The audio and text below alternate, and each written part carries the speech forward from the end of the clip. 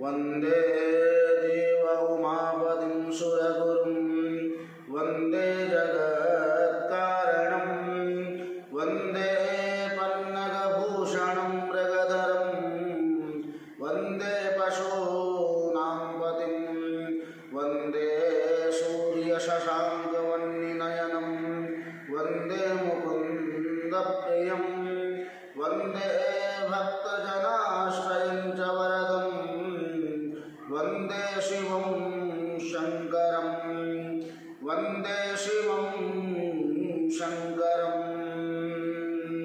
या देवी सर्वभूतेषु दयारूपेण संस्थिता नमस्तस्यै नमस्तस्यै नमस्तस्यै नमो नमः नमस्तस्यै नमो नमः। नमस्कार, जय श्री राम। आज 17 अप्रैल 2020 शुक्रवार का दिन, दशमी तिथि, धनिष्ठा नक्षत्र। कल शनिवार 18 अप्रैल को एकादशी, कल एकादशी का पुण्य व्रत है।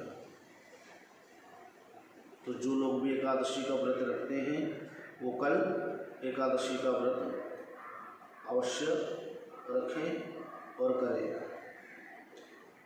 भगवान का इसमें कीर्तन होता है, भगवान की भक्ति की जाती है, भगवान को प्राप्त किया जाता है इस व्रत में। और ब्रह्मचारी अवस्था में तो कहा गया है आप भगवान शिव की या देवी की अच्छी स्थितियों में पूजा कर सकते हैं, उनका वंदन कर सकते हैं। लेकिन जब आप संपूर्ण गृहस्थ आश्रम में चले जाते हैं, विवाह के पश्चात सपत्नी दोनों को, पुरुष और महिला, पति और पत्नी को एकादशी का व्रत अवश्य करना चाहिए अपने कुल के उत्थान के लिए, अपने कुल में सुपुत्र प्राप्ति के लिए, सुपुत्री प्राप्ति के लिए, ताकि वो आपके वंश को आगे विस्तार में आगे बढ़ाते हैं।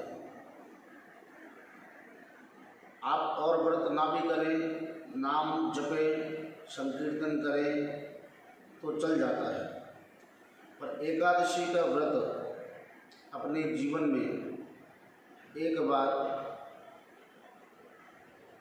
24, कम से कम एक महीने में 2 एकादशी, तो 12 दूनी 24, एक साल कम से कम एकादशी का व्रत अवश्य करें पूरे जीवन में, कम से कम। अन्यथा कहते हैं अगर आपने एकादशी का व्रत कभी ना किया तो वो कुल कभी पवित्र हो ही नहीं सकता, ऐसा लिखा है शास्त्रों में। एकादशी का परम व्रत है कल, आप लोग अवश्य करें। किसी प्रकार की कोई दुविधा हो, ना कर पाए, कोई बीमार है, किसी की स्थिति नहीं बन पा रही है, तो कोई बात नहीं है। केवल नाम संकीर्तन से परमात्मा को याद करें, अन्यथा व्रत जरूर करें। विवाह के पश्चात तो जरूर। और कहते हैं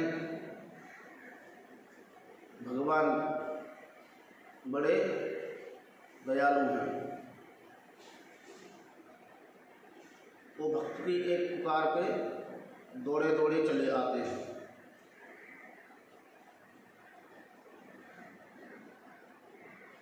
ऐसा जरूरी नहीं है कि ज्ञानी को ही भगवान मिले, परमात्मा मिले।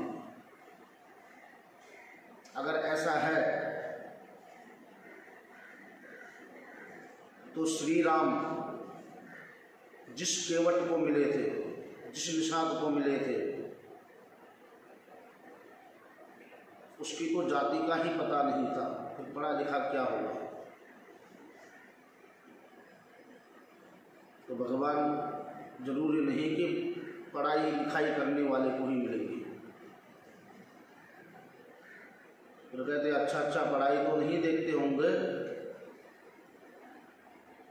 उम्र जरूर देखते होंगे। नहीं, परमात्मा ऐसा भी नहीं कि उम्र देखें। अगर उम्र की आप तुलना करते हैं तो ध्रुव जी की क्या आयु थी? ध्रुव जी को तो 5 वर्ष में भगवान मिल गए थे।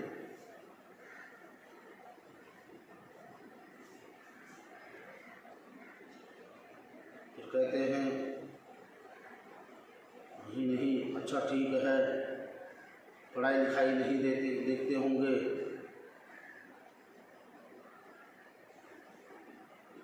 आपका उम्र भी नहीं देखते होंगे,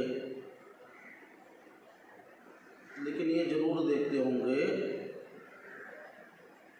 कि आदमी कितना बड़ा है, कितनी बड़ी प्रतिष्ठा उसकी। कहते हैं भाई भगवान ऐसा नहीं सोचते हैं।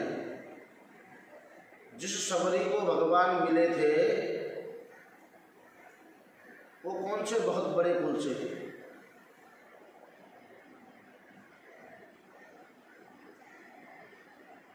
वो तो अधम कास्ट की, ऋषियों की संगति में रही, ऋषियों की उसने सेवा की, उसके बाद उसको ऋषियों के द्वारा वरदान मिला कि जा तुझे भगवान के दर्शन होंगे, उसके पश्चात ही तुम्हारी मृत्यु होगी। तो प्रतिष्ठित व्यक्तियों को भी भगवान नहीं मिलते। भगवान मिलते हैं भक्ति और भावना से समर्पित होकर, जो उनमें अपना चित्त लगाता है। चित्त का तात्पर्य है मन को। कहते हैं मनः एव मनुष्याणाम बंधनम कारमोक्षयः। मन ही मनुष्य के बंधन और मुक्ति का कारक है। जब तक मन कुछ आएगा नहीं इसमें, दिमाग सोचेगा नहीं। जबकि कहते हैं भगवान ने स्वयं कहा है, जिस विवेकवान व्यक्ति ने अपने बुद्धि से इस मन को जीत लिया, संसार का सबसे सुखी इंसान वही है जिसने अपने मन पे काबू पा लिया। मन तो सोचता है, मन ने सोचा, मुंह ने बोल दिया, बाद में दिमाग सोचता है मैंने सही बोला गलत बोला। और कहते हैं मन के द्वारा सोचा हुआ जो शब्द आप उच्चारण करते हैं उसका 99% व्यर्थ जाता है।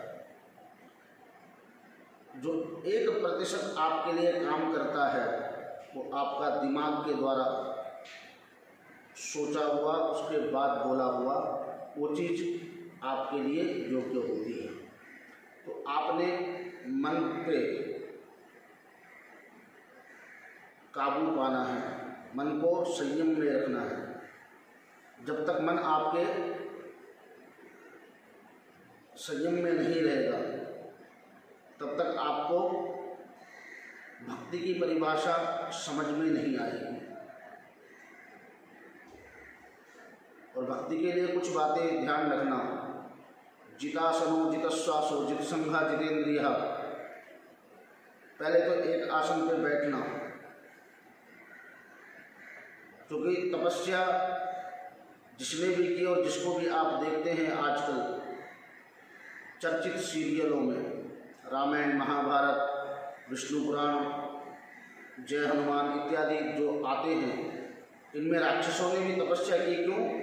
उन्होंने आसन सिद्ध किया। जब वो एक आसन पर बैठ के या एक पांव पे खड़े होके या जल में खड़े होके, अर्थात वो दूसरी जगह नहीं होते थे, आसन सिद्ध किया तो परमात्मा ने। फिर श्वास, अपने श्वास को अपने कंट्रोल में रखना। फिर संग जीतना, आप कितने भी बुरे व्यक्तियों के बीच जाए, कितने भी अच्छे व्यक्तियों के बीच जाए, आपका संग एकदम ऐसा होना चाहिए। अगर आप 100 गंदे व्यक्तियों के बीच भी जाएं तो वहाँ के लोग आपके अनुसार ढल जाएं, आप वहाँ ढलते ना आएंगे। ऐसा संग जीतना चाहिए। फिर कहते हैं इंद्रियों को जीतो। 5 ज्ञानेंद्रिय होती हैं, 5 कर्मेंद्रिय होती है, 10 इंद्रिय होती है शरीर में। फिर कहते हैं इंद्रियों को जीतो। जिता शर्मो, जित श्वासो, जित संगो, जितेंद्रिया, 4 चीज़ें हैं। तब आप भगवान को प्राप्त कर सकते हो। तब आपका सबसे बड़ा, जब लास्ट में इंद्रिया आती हैं, 10 इंद्रियों में सबसे ज़्यादा आप हाथ को भी रोक सकते हो छूने से, खाने से भी रोक सकते हो अपने आप को, सूंघने से भी रोक सकते हो थोड़ी देर, सुनने से भी रोक सकते हो, देखने से भी रोक सकते हो। लेकिन इसके बारे में आपके पास कोई शक्ति नहीं है कि आप इसको रोक सकें। उसके लिए आपको श्वास का रोकना, अपने श्वास पे कंट्रोल होना अति आवश्यक है। जब आपके अंदर ये 4 चीज़ें होंगी तभी आप भगवत भक्ति में समर्पित हो पाएंगे। एक सज्जन ऋषि थे, महात्मा थे, वो जा रहे थे हरिद्वार कुंभ नहाने।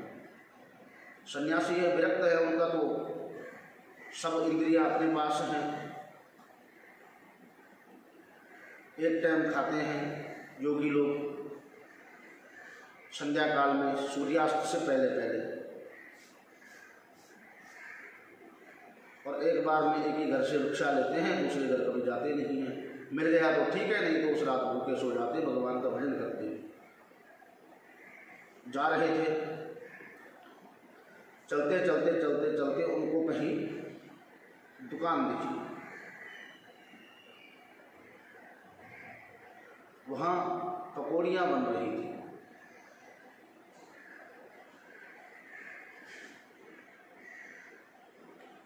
संत ने देखा, उनके मुंह में पानी आया, पर उन्होंने कहा क्या फ़र्क पड़ता, मैं तो संत हूँ, इन चीज़ों से तो मुझे बिल्कुल लगाव होना ही नहीं चाहिए, मुझे देखना ही नहीं चाहिए। फिर भी आगे गए, लेकिन मन वहीं लगा रहा पकौड़ियों में।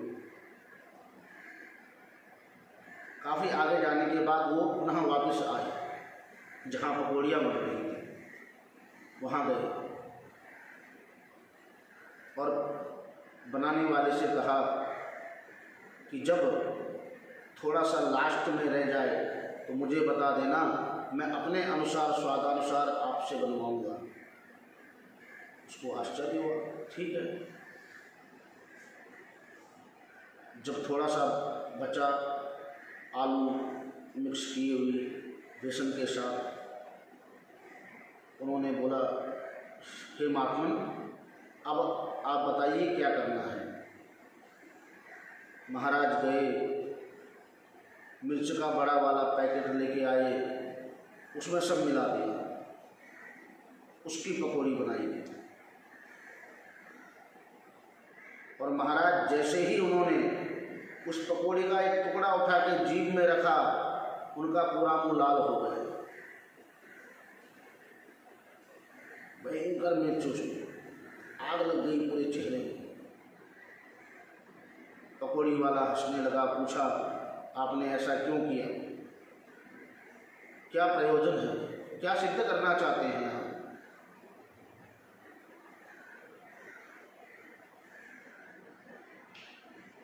ब्राह्मण बोले, संत जो थे बोले, ऐसा है मुझे चलते चलते मेरी जीभ को स्वाद लगा कि पकौड़ी खानी है, मेरी इच्छा नहीं है, वो उसकी इच्छा है, पकौड़ी खानी है। अब मैं तो विरक्त आदमी हूँ, अगर इन्हीं चीज़ों में पड़ूंगा संसार में तो मैं हरि का भजन कैसे कर पाऊँगा। इसलिए इसको सजा देने के लिए मैंने ये तरीका अपनाया। अब जैसे ही इस जीभ में मिर्च लगी है, वैसे पूरा चेहरा लाल हो गया, आगे से ये जीभ कभी पकौड़ी नहीं मांगी। कहने का तात्पर्य है, अगर आपको किसी चीज़ पे नियंत्रण चाहिए, नियंत्रण बनाना है, या तो उस चीज़ से बिल्कुल विरक्त हो जाओ, या उस चीज़ में इतने डूब जाओ कि आप खुद ही विरक्त हो जाओगे कुछ समय बाद। तो 10 इंद्रियां जब आप जीत लोगे तब आप भगवत भक्ति में अपने चित्त को लगा सकते हो। अन्यथा संसार में भटकने के लिए कई रास्ते हैं और भटकता है इंसान। पहले प्रभु के सामने हम हाथ जोड़ते हैं, हे भगवान मेरा कार्य ठीक कर दो, मुझे अच्छी नौकरी दिला दो, विवाह करा दो, पुत्र उत्पन्न करा दो, लॉटरी लगवा दो, जमीन खरीदवा दो, जमीन बिकवा दो। और जब संपन्न हो जाता है तो उसी भगवान के लिए कुछ भेंट लेके आता है। क्या मतलब? अपनी श्रेष्ठता सिद्ध करता है।